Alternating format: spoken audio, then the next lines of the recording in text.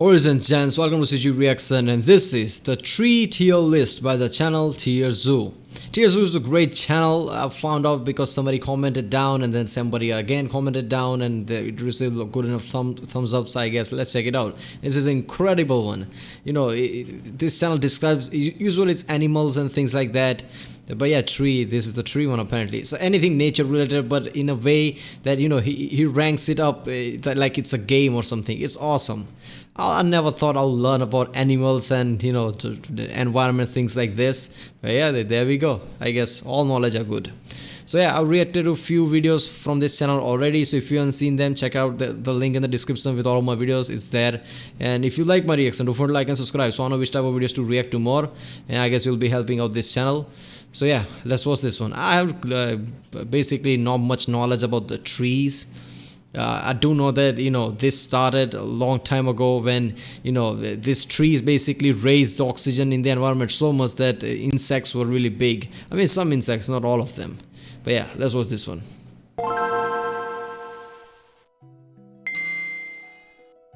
Trees are one of the most meta-defining organisms in the game. When the devs first added them to the game back during the Carboniferous expansion pack, they were so overpowered that they increased the oxygen level to the highest it's ever been, inadvertently buffing the max HP of the arthropod faction.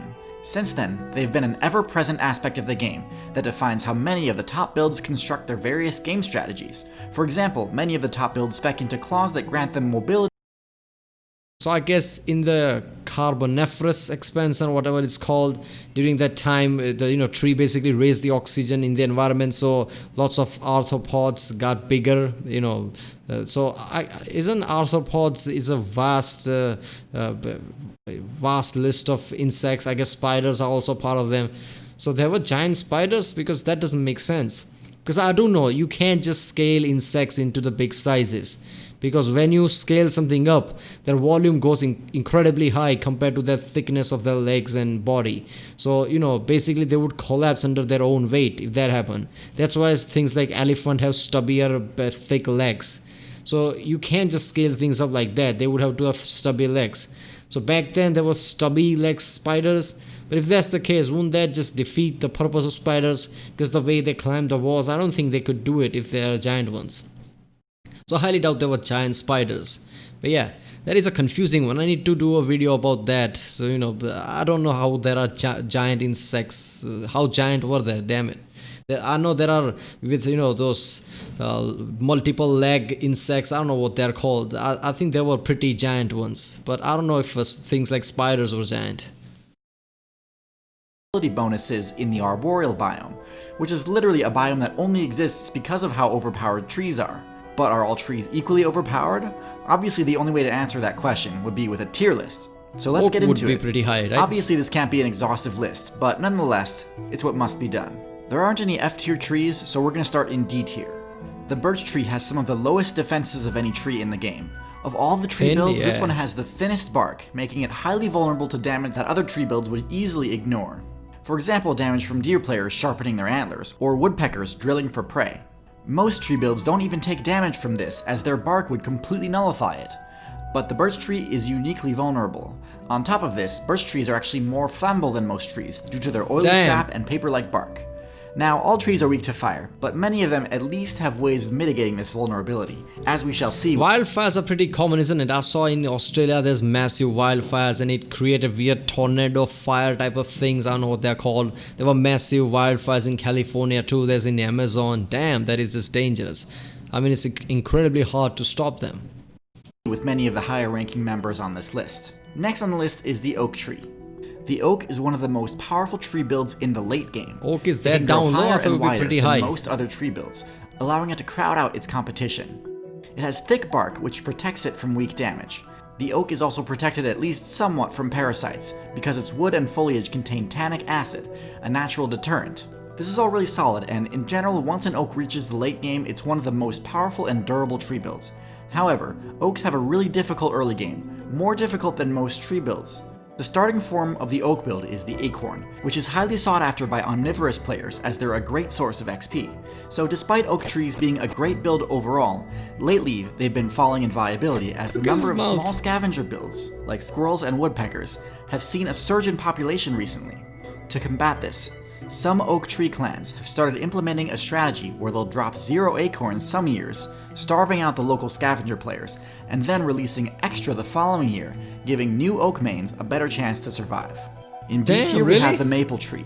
The maple build is sort of the jack of all trades of the tree faction. While it can't grow as large as some of the others, it doesn't get crowded out nearly as easily as birch trees do. Its bark isn't as impenetrable as builds like the oak, but it also certainly isn't weak. One of the reasons maple players can spawn in new locations so easily is that their seeds actually have the flight ability. While not quite as effective as the drifting ability of plants like the dandelion and milkweed, the maple can still travel long distances with its helicopter Samara seeds. Nothing else about the maple is particularly broken though, and oftentimes this playstyle eventually gets overshadowed by trees that grow bigger and It's incredible to see how these things are all designed, man. This is ridiculous. It's all, everything has a purpose in all of this. I mean, obviously evolution probably trimmed down all the minus points of the things, but still, it's incredible to see this. Stronger and choke out the maples. Perhaps if the maple didn't put so many points into aesthetics, they'd be top tier. In A tier we have perhaps one of the most meta-defining tree builds in the entire game, the mangrove. The mangrove is the only tree build in the game that specs into salt resistance, allowing it to grow in shallow places along the coast of the ocean. This creates an entirely new in-game biome called the mangrove swamp. The mangrove swamp is unique among the game's biomes in that it creates an extremely healthy meta for arboreal builds, because they no longer have to fear attacks from ground-based predators. Mangrove swamps are havens for new aquatic bird players, as well as low tiers like the sloth, seeing as most builds that are prone to griefing them aren't fond of traversing a salty swamp. Salt resistance is an ability that often gets overlooked, but in the right situations, it can turn a lesser-known mid-tier into a dominant high tier. The top-tier tree is the conifer.